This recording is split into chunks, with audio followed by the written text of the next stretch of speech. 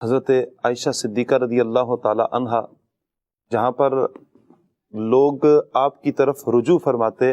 کہ اللہ تعالیٰ نے آپ کو یہ مقام اور مرتبہ بھی عطا فرمایا تھا کہ عورتوں میں سب سے زیادہ فقاہت رکھنے والی تھی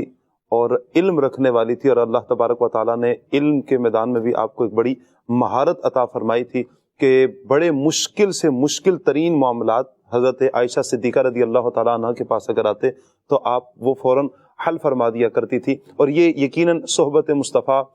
صلی اللہ علیہ وآلہ وسلم کا اثر ہے، اور یہ حضور علیہ الصلوۃ والسلام سے جو آپ نے تعلیم حاصل فرمائی ہے، یہ جہاں پر یہ معاملات اور دیگر معاملات ہیں، اسی میں آپ رضی اللہ تعالی عنہا اللہ تبارک و تعالی کی عبادت میں بھی ایسا دل جمی کے ساتھ لگی رہتی تھیں کہ بلا ناغہ آپ تہجد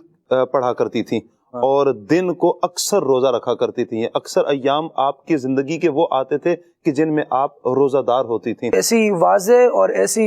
بلند ہستی ہیں یہ کہ رب العالمین جل وعلا نے ان کی برات کا اعلان قرآن پاک میں آیات کے نزول سے فرمایا۔ جو ایک نیکی کرے گا اللہ تبارک و تعالی اس کی مثل اس کو 10 عطا فرمائے گا، لیکن امہات المؤمنین جن میں سے حضرت عائشہ صدیقہ رضی اللہ تعالی عنہ بھی ہیں، ان کے بارے میں ارشاد فرمایا کہ یہ وہ لوگ ہیں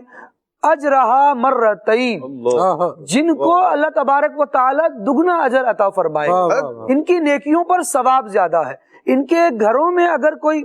داخل ہونا چاہے تو حضور اکرم صلی اللہ علیہ وسلم کی ازواج ہونے کی وجہ سے اللہ تبارک و تعالی خصوصی قاعدے ان کے گھر میں آنے کے بیان فرماتا ہے۔ جب تمہیں اجازت دی جائے اے ایمان والوں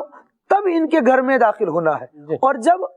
کسی دعوت میں بلایا جائے، کسی کھانے وغیرہ کے لیے بلایا جائے تو جب کھانا کھا لو تو پھر ان کے گھر سے چلے جاؤ۔ جن کے صدقے میں امت پر آسانیاں کی جا رہی ہوں۔ لوگوں کے پاس پانی نہیں ہوتا تھا پہلے زمانے کے اندر، جو ہے وہ تیمم کی اجازت نہ تھی، یہ سید عائشہ صدیقہ رضی اللہ تعالیٰ عنہ کا صدقہ ہے کہ اللہ تبارک و تعالی نے امت پر آسانی فرمائی، اور اللہ تبارک و تعالی خواتین سے انہیں ممتاز فرماتا ہے، فرمایا تم ان کی طرح نہیں ہو، ان کا مقام، ان کا مرتبہ عام لوگوں سے بڑھ کر ہے۔ جب عام لوگوں سے بڑھ کر ہے تو پھر عزت و احترام میں بھی یہ عام لوگوں سے بڑھ کر ہیں، لہٰذا ان کی بارگاہ کے اندر کوئی ایسا لفظ خیال بھی نہیں آنا چاہیے، لفظ نکالنا تو دور کی بات ہے، خیال بھی نہیں آنا چاہیے جو ان کے شایان شان نہ ہو یا جس سے ان کی بے ادبی کی طرف کوئی اشارہ نکلتا ہو۔ مسلمان مومن کو نہیں چاہیے کہ وہ اس طرح کی کوئی بات کرے کہ جو ان کے مقام و مرتبے کے خلاف ہو، اور یہ وہ بات ہے